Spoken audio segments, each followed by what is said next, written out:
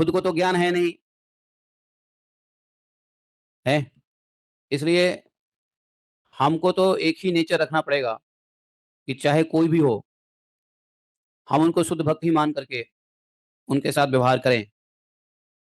तो randomly out of 100 कुछ शुद्ध भक्त तो ऐसे ही निकल ही आएंगे, जिनकी प्रीति हो जाएगी, जिनसे आपका हृदय मिलेगा, उनके आचरण आपको पसंद आएगा, उनकी वाणी पसंद आएगा, उनका रहना सहना पसंद आएगा।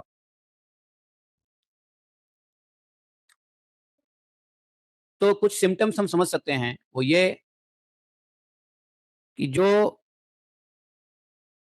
माया के अधीन नहीं है। माया मतलब क्या?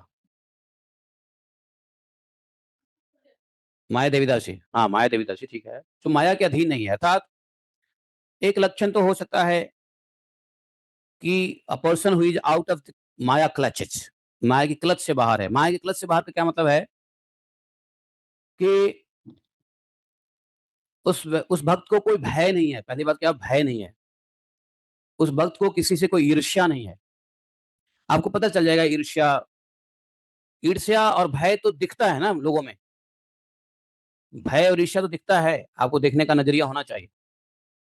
अगर किसी के अंदर किसी के लिए ईर्ष्या है, किसी के मन में भय है, किसी के मन में किसी बात की चिंता है,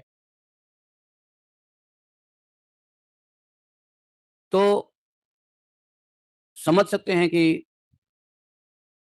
शुद्ध भक्ति के लक्षण नहीं है। शुद्ध भक्त के लक्षण नहीं है।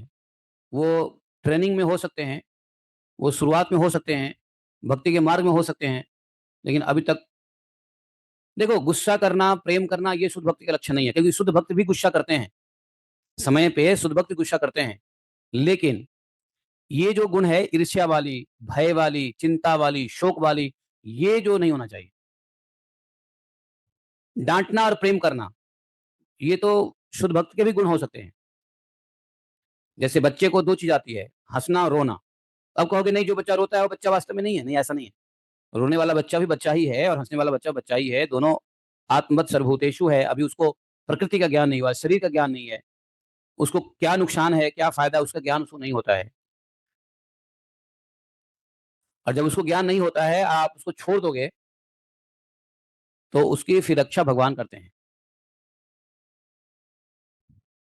उसकी रक्षा प्रकृति स्वयं करती है।